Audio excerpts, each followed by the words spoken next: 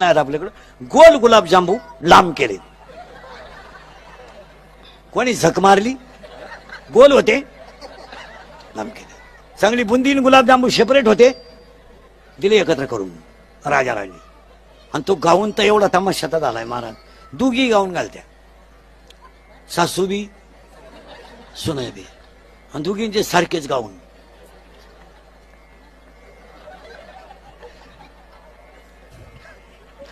म्हातारी गार्डनला पाणी घालीत होती, शिंदळीनं पाणी घालीत होती. ते आलं ऑफिसवरून, गजरा घेऊन आलो